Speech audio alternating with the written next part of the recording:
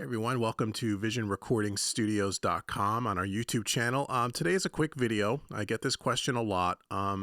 This video has to do with in Studio One, Presonus Studio One Pro, how do you convert a MIDI track to audio? This happens a lot when clients are sending me Studio One session files for me to mix and or master their project.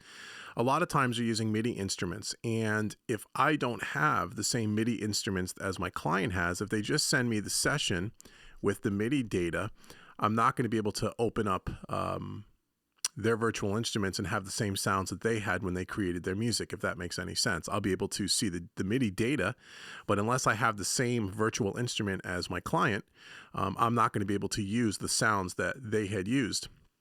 So one way to get around that is to convert your MIDI, your virtual instruments, convert that MIDI data to an audio file before you send me the session. So that when I get the session, I have the audio, just like any other audio track, just like if you plugged in your guitar and recorded it direct into Studio One or a vocal. So I'm going to show you how to do that quickly. Here's a test session I opened up here, and I'm using Easy Drummer 2. As just an example here. And here's a basic drum groove here up top. Let me bring it back to the beginning here. Take a quick listen.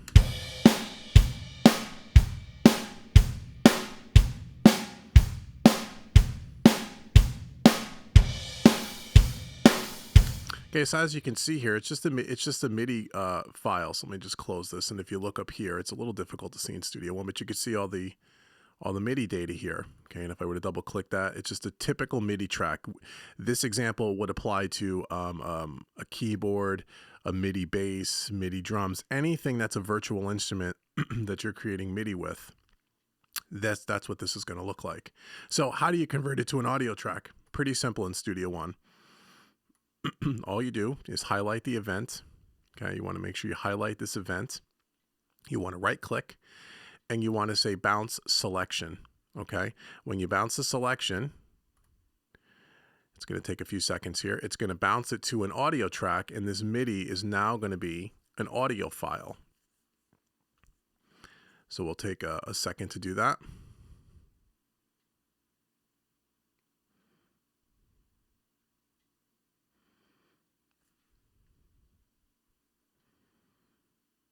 Okay, so now as you can see, it created an audio track. Let me just change the color so you can see it a little bit better.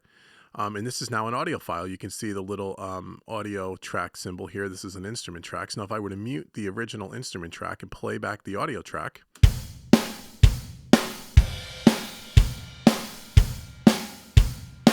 now we have a stereo track of the MIDI data. Okay, and then what you can do is you can either remove this track from the session altogether before you were to send it to me, if one of my clients happens to be watching this, or you can just mute it, or you can just hide the track altogether. You can just hide the track by simply right-clicking it and click hide. And then it's still in the session. We still have the original MIDI data, but we now using the audio track. So now if you wanted to, if this is a drum track, as in this example, let's say you multi-tracked it out. Let's say you're using Easy Drummer or Superior Drummer or BFD or one of those drum programs, and you had MIDI data for each one of the tracks, say kick, snare, toms, overheads, rooms, etc., etc. You would do the same exact process with each individual track. So you would have a kick MIDI track, a snare MIDI track, toms, overheads, rooms.